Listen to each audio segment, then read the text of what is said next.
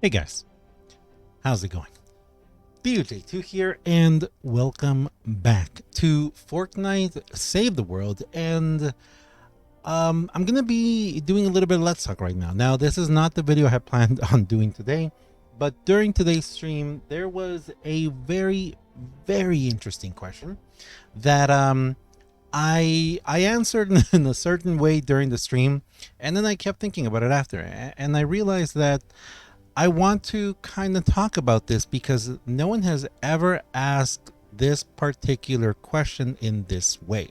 It's been asked in many different ways, and I've answered in many different ways, but this was especially interesting how it was asked. And the question is this right here: why is Save the World so neglected? It has so much potential. So we're going to talk about that. We're going to talk about this. We're going to go over it, guys. First off, though, thank you for being here. Thank you for watching. Don't forget, we have a current giveaway for 1,000 V-Bucks going right now. If you'd like to know how to enter that one, check the link down below in the description. Go to the Q&A. You can figure that out. Thank you very much, everyone who's watching. Thank you, all of you guys. Your support is amazing. I really appreciate it. Thank you to everyone who uses my creator code, DUJ2 right here. If you're using the shop or if you buy something over in the Epic Store, helps me out so very much.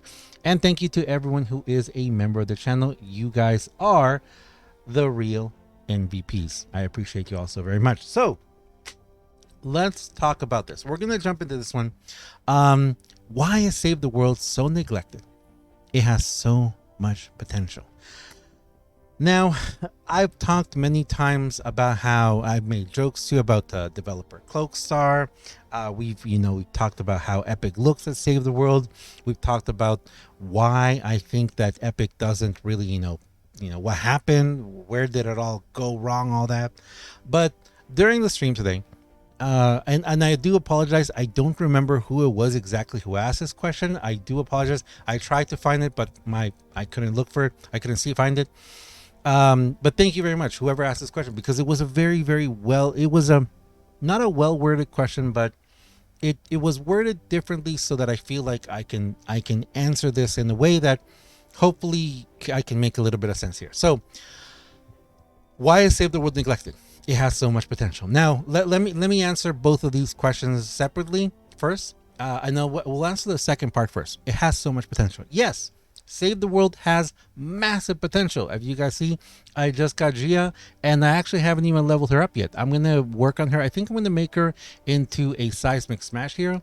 But this wildlife, Gia, all the different quest lines in Save the World, all the different, it's a massive, amazing, wonderful game that even though it is very large, it is very contained in what you can do. I always use this example for those of you out there who know about RuneScape or have played RuneScape. You know that RuneScape is a giant game. It has an enormous map with so many different quest lines, different things you can do, different abilities, so much stuff you can do there. You can get lost in just one area, discovering it and grinding over and over for either experience or for drops or something like that. Save the World isn't like that. Save the World, you're very confined in what you can do. You have a limited amount of quests. You have a limited amount of things you can do. The maps are pretty much the same thing over and over again. Once in a while, you get a random special map, like the one to get Gia, the what was it called? Oh my gosh, now that's gonna bug me. Okay, we gotta go find this. The quest we just did. Buildosaurus Rex, yeah, like that one. So you have very specific things and very specific maps and areas you can go and what you can do in them. Even though we have a massive amount of schematics and heroes and everything, and yes, you can make many different types of loadouts, and you can have a one particular weapon built in like 20 different ways. Even though you have all that variety, you're still very contained in what you can do in the game. Even with all that, you still have the building, you still have different husks, you have the different AI, you have the different RNG that can happen in each mission. So the game still has a massive replayability in that sense. And I haven't used this word in a long time. Replayability. I used to use this word all the time. The fact that Save the World doesn't have replayability in the sense of you can't really do something a different way. You're kind of stuck in one way of doing it, and that's it. And after a certain amount of time, after you've done it a certain amount of time, you're kind of done. That's why so many people quick save the world, because at a certain point, you've done everything that the game has to offer, and replaying it doesn't really yield great results. There isn't like a specific drop. There isn't like, and I've given this example a long time ago, what if we had like mythic survivors, mythic weapons, mythic things that you had to get certain pieces. Let's say you could take this thing, like that schematic. You could take that schematic, and let's say you broke it into 10 parts, and you had to go and you had to fight, and hopefully one in a 10,000 chance of getting a piece of that schematic dropped. And once you got it, you could continue doing it until you got the whole schematic together, and there you go. So a really powerful weapon. Maybe even a powerful weapon that would unlock new areas or new difficulties in the map that only you could access if you have that particular very overpowered weapon. Replayability. So yes, the whole point of this is, yes, Save the World does have the potential for it. Save the World has an enormous potential to be able to do this, to be able to unlock all this. Let me move this a little bit down here. There. Oh, we'll put up here. Yeah, we'll leave right there. So Save the World has a massive amount of potential to be able to do this, to be able to unlock all this. Yes, it does. It's wonderful. No one is denying that Save the World doesn't have potential. It has potential, and if they were to walk back a few steps and go in a different direction, even more potential. So Save the World has a massive amount of potential. So then the question is, why is it neglected? And when we say neglected, we mean Epic is looking at Fortnite, right? And it sees creative, battle royale, and Save the World.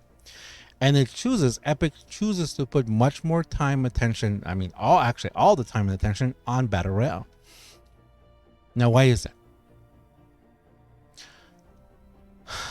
I know a lot of times I've also mentioned this about the grass being greener on the other side. You know, like the here we have Save the World and we have all of this, and then we look at over at Battle Royale, and if you look at Battle Royale, which is crazy, but if you look at Battle Royale, you see them having like weekly updates, you know, different areas, battle pass. Look at this, different stuff that comes back, all this stuff in the item shop, like all this crazy stuff in the item shop that comes back all the time, which is absolutely just crazy. You've got over here, I always see this over here, this thing here, how you've got like new items, new things all the time coming on. So of course, if you are in Save the World and you look at Battle Royale and you're like, my goodness, look at all the things that Battle Royale has, you know, like definitely the grass is greener on the other side. So then the question is, why is Save the World neglected? Let me tell you why. So in my stream, I basically, this is what I said. And the analogy, the analogy might rub some people wrong, and I do apologize for this, but let me kind of just get through it. So imagine, if you will, that you have, let's say you have 3 kids, okay? You might be very young, you might not have kids, but let's just say, for example, you have 3 children. And both of your 3 children, you've got one who is, you know, if it will, one is 6 months older than the other, and the youngest is 6 months younger than the middle child, okay? Let's just say. And let's say that you live at home and you are a single parent and you have one computer. You have one computer that you and your children share. So let's say that the first child, you know, they sit down at the computer, and for argument's sake, or for this example, let's say that they all sit down to play Battle Royale, Fortnite Battle Royale. And the first kid sits down, and it's the first time they've ever played it. The first kid sits down, and they're pretty good. They're actually really good. You know, they've got pretty good aim. They kind of know how to build a little bit. You know, they have good, you know, situational awareness. They have, you know, they're pretty good, and they play like 10 matches, and they win like 5 matches. Good, really good, right? I mean, come on, you know, 50% you know win ratio. That's pretty good. And then let's say that the youngest kid sits down, okay? And the youngest kid sits down, and the youngest kid wants to play Minecraft. Or the youngest kid just sits down, plays half a match, a battle round, is like, this is boring, and goes and plays with a Lego. Yeah, they go play with the Legos. Okay, so then let's say that the middle child, they sit down, and instantly they're like, they're sniping people with a pistol from 500 meters away. They are building just crazy, they're, what is it people say, cranking 90s, and quad editing and everything, quint editing. They can edit things like crazy. They do things that you didn't even know were possible. They can build up above someone and then appear under them and like pickaxe them. They're amazing. They're incredible. They're just they're geniuses. And they play 10 matches and they win all 10. And they're so good that, let's say they drop down one place, they don't even pick up a weapon and they just pickaxe everyone and beat everyone. They drop into a match with 50 people and get 60 kills. Okay, like they're just they're so good that they shoot someone and they kill someone in a different game. Okay, they're geniuses. They are incredible, and you're like, wow, And let's say that Epic announces a $100,000 tournament for the weekend. You only have one computer. You can only enter, you only have enough money to enter one child into this tournament. Who do you enter? Who do you give all their time to practice on the computer? Who do you drive there back and forth? Who do you spend the most time trying to, train and get better? Who do you neglect? That's what it is. I don't believe that Save the World is neglected on purpose as much as Save the World has been neglected because Battle Royale is just that much more popular. Save the World was pretty good. Save the World had a lot of downloads when it first came out. But Save the World would never have become what it did. Save the World would never have been able to have $1 million tournaments. What was it that they did? $100 million over 3 years? Save the World would never have been played by thousands of streamers and millions of people at the same time. Save the World would never have had that. Save the World's amazing. It's got great potential. But Battle Royale, Fortnite Battle Royale came to rewrite history. The things that Fortnite did with Battle Royale are out of this world. I've been playing games for a long time. I've been streaming for a long time, making content. What Fortnite did, no one else has ever been able to do. The ramifications that Fortnite had, even in the world of gaming, as in regards to like streaming and YouTube and all that. It did things that it's amazing.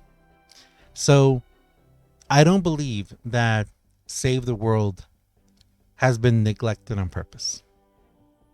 I believe that Save the World, was the project that Epic started.